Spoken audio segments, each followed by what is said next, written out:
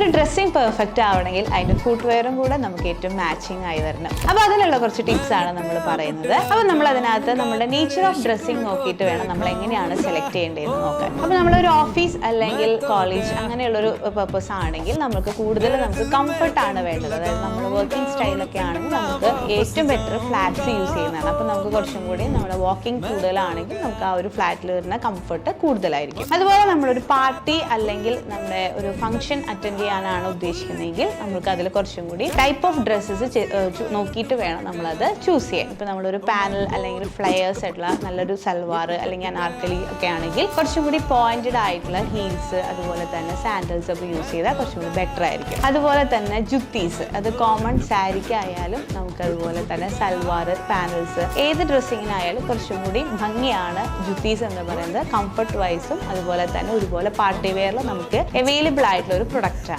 Very next എന്ന് പറയുന്നത് നമ്മളുടെ ടൂ സ്റ്റൈൽസ് അല്ലെങ്കിൽ എന്താ പറയുക നമ്മൾ ഔട്ടിങ് അങ്ങനെയൊക്കെ ആണെങ്കിൽ കുറച്ചും കൂടി സ്നീക്കേഴ്സ് അല്ലെങ്കിൽ ഷൂ പാറ്റേൺ, ലേസ് പാറ്റേൺസ് ഒക്കെയുള്ള നല്ല ക്ലാസി ആയിട്ടുള്ള നല്ല അതുപോലെ തന്നെ എന്താ പറയുക സ്പോർട്ടി ടൈപ്പുള്ള കുറേ ഷൂസ് അങ്ങനത്തെയൊക്കെ ആയിരിക്കും ബെറ്റർ ആയിരിക്കും. ഇത്രയൊക്കെ പറഞ്ഞാലും നിങ്ങളുടെ കംഫർട്ട് നിങ്ങളാണ് തീരുമാനിക്കുന്നത്. നിങ്ങൾക്കാണ് അതിൻ്റെ ഒരു സ്റ്റൈല് നിങ്ങൾക്ക് മനസ്സിലാവുന്നത്. ഇപ്പോൾ കുറേ പേര് സാരീസിൻ്റെ കൂടെ ഷൂസ് ഒക്കെ പെയർ ചെയ്തിട്ടുള്ള ഒരുപാട് നമുക്ക് കാണാം. അപ്പോൾ അതൊരു സ്റ്റൈൽ ക്രിയേറ്റീവ് ആയിട്ടുള്ള ഒരു മെത്തേഡാണ്. ഇതുപോലുള്ള ക്രിയേറ്റീവ് പെയറിംഗ് ഐഡിയാസ് നിങ്ങൾ ട്രൈ ചെയ്തിട്ടുണ്ടെങ്കിൽ നമ്മുടെ ഇതിൽ കമൻറ്റ് ചെയ്യുക. അപ്പോൾ അത് ഒരുപാട് പേർക്ക് യൂസ്ഫുൾ ആയിരിക്കും.